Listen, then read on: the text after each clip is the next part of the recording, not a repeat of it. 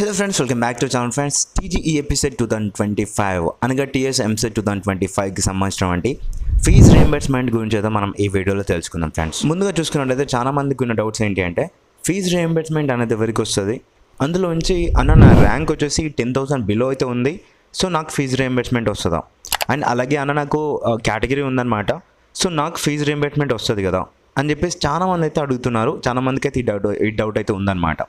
ఈ పర్టికులర్ వీడియోలో మనం మాట్లాడుకుందాం ఫీజ్ రీయింబర్స్మెంట్ ఎవరికి వస్తుంది, 10,000 బిలో ఉన్న వాళ్ళందరికీ వస్తుందా, లేదు అంటే కేటగిరీ ఉన్న వాళ్ళందరికీ వస్తుందా అని చెప్పేసి మనం ఇప్పుడు మాట్లాడుకుందాం. ఫర్ దట్ ఇంకా ఎవరైతే మన ఛానల్కి సబ్స్క్రైబ్ చేసుకోలేదో ప్లీజ్ సబ్స్క్రైబ్ అయితే చేసుకోండి, అండ్ మీ ఫ్రెండ్స్కి అయితే షేర్ అయితే చేయండి వీలైతే.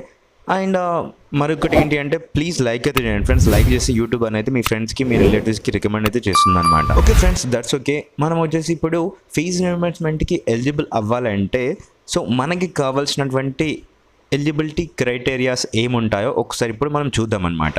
అతి ముఖ్యంగా మనకి తెలిసింది ఏంటి అంటే తెలంగాణ లోకల్ స్టూడెంట్ అయి ఉంటేనే మనకి ఫీజ్ రీయింబర్స్మెంట్ వస్తుంది. సో ఇది ఒకటి ఫస్ట్. అండ్ నెక్స్ట్ వచ్చేసి మీకు కన్వర్ కోటాలో సీట్ వస్తేనే ఫీజ్ రీయింబర్స్మెంట్ అనేది వస్తుంది అనమాట.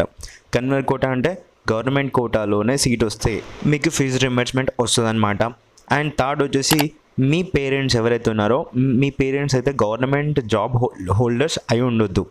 గవర్నమెంట్ జాబ్ హోల్డర్స్ యొక్క పిల్లలకి ఫీజ్ రీయింబర్స్మెంట్ రాదు. అండ్ మరీ ముఖ్యంగా తెలంగాణ లోకల్ స్టూడెంట్ అయి ఉన్నప్పటికీ ఆ యొక్క స్టూడెంట్ ఎవరైతే ఉన్నారో 4 కాన్సిక్యూటివ్ ఇయర్స్ అయితే ఇక్కడ చదువుకొని ఉండాలి. తెలంగాణ స్టేట్లోనే 4 ఇయర్స్ చదువుకొని ఉంటేనే మీకు ఫీజ్ రీయింబర్స్మెంట్కి మీరు ఎలిజిబుల్ అవుతారు. ఓకే అన్న, మేము ఇవన్నిటికి సాటిస్ఫై, ఓకే మాకు వచ్చేసి మా యొక్క పేరెంట్స్ జాబ్ హోల్డర్స్ కాదు, మాకు కన్వర్ కోటాలోనే సీట్ వచ్చింది, 4 ఇయర్స్ మేము ఇక్కడ చదువుకున్నాం, దెన్ మాకు ఫీజ్ రీయింబర్స్మెంట్ వస్తుందా అని చెప్పేసి మీ అందరిలో చాలామంది అయితే అనుకుంటారు. బట్ అయినప్పటికీ మీకు ఫీజ్ రీయింబర్స్మెంట్ రాదు ఫ్రెండ్స్.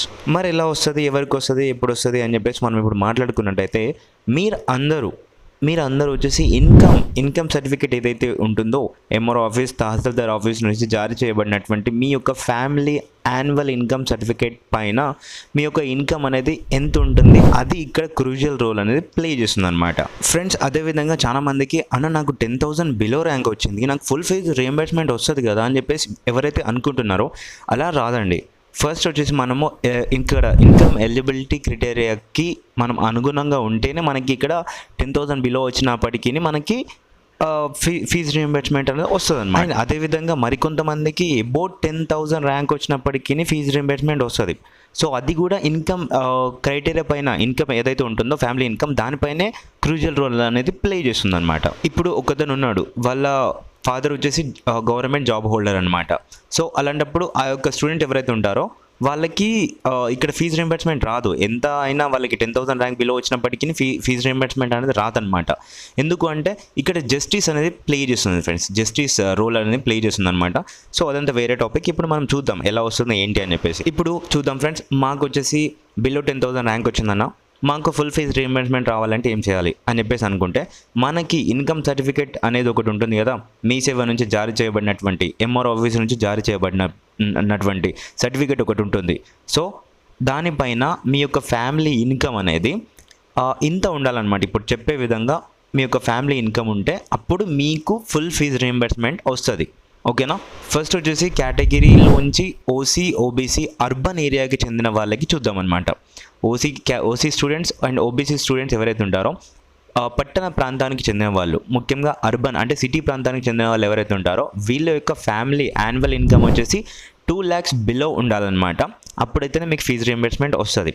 సో అండ్ అలాగే అది కూడా 10,000 బిలో ర్యాంక్ వస్తేనే వస్తుంది. ఓకేనా. అండ్ అదేవిధంగా రూరల్ ప్రాంతానికి చెందిన వాళ్ళు ఓసీ అండ్ ఓబీసీ కేటగిరీ వాళ్ళు ఎవరైతే ఉంటారో స్టూడెంట్స్, మీరు వచ్చేసి పల్లె ప్రాంతానికి చెందినట్టయితే అంటే రూరల్ ప్రాంతానికి చెందినట్టయితే మీ యొక్క యాన్యువల్ ఇన్కమ్ వచ్చేసి మీ యొక్క ఫ్యామిలీ యాన్యువల్ ఇన్కమ్ వచ్చేసి 1,50,000 బిలో ఉంటేనే మీకైతే ఫీజ్ రీయింబర్స్మెంట్ అనేది వస్తుంది.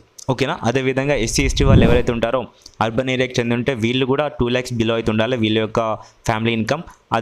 అదేవిధంగా రూరల్ ఏరియాకి చెందిన వాళ్ళు ఉంటే వీళ్ళ యొక్క ఫ్యామిలీ ఇన్కమ్ 1,50,000 బిలో అయితే ఉండాలన్నమాట. సేమ్ అదేవిధంగా మైనారిటీ స్టూడెంట్స్ కూడా అలానే ఉంటుంది. ఇక్కడ ఒక మొత్తం ఏంటి అంటే OC and OBC category students ఎవరైతే ఉంటారో వీళ్ళ యొక్క ఫ్యామిలీ ఇన్కమ్ ఇంత ఉన్నప్పటికీ వీళ్ళకు బిలో 10,000 ర్యాంక్ వస్తేనే ఫీజ్ రీయింబర్స్మెంట్ అనేది ఫుల్గా వస్తుంది. కానీ ఎవరైతే ఎస్సీ ఎస్టీ స్టూడెంట్స్ ఉంటారో సో అండ్ మైనారిటీ స్టూడెంట్స్ ఉంటారో వీళ్ళకి వచ్చేసి అబౌట్ 10,000 ర్యాంక్ వచ్చినప్పటికీ ఫుల్ ఫీజ్ రీఎంబర్స్మెంట్ అనేది వస్తుంది అనమాట. అంటే ఇక్కడ ర్యాంక్తో పని లేదు, వాళ్ళు ఎస్సీ ఎస్టీ అయి ఉండాలి, అండ్ మైనారిటీ అయి ఉండాలి, వాళ్ళకి ఇన్కమ్ సర్టిఫికేట్ పైన ఇన్కమ్ వచ్చేసి ఇప్పుడు చెప్పిన విధంగా ఉంటే వాళ్ళకి ర్యాంక్తో పని లేకుండా వాళ్ళకి ఫుల్ ఫీజ్ రీఎంబర్స్మెంట్ అనేది ఇస్తారనమాట. అండ్ అదేవిధంగా గవర్నమెంట్ జూనియర్ కాలేజెస్లో ఎవరైతే చదువుకుంటారో, సో ఎవరైతే గవర్నమెంట్ జూనియర్ కాలేజెస్లో ఇంటర్మీడియట్ చేసి ఉంటారో వాళ్ళకు వచ్చేసి ఫుల్ ఫీజ్ రీఎంబర్స్మెంట్ అనేది వస్తుంది.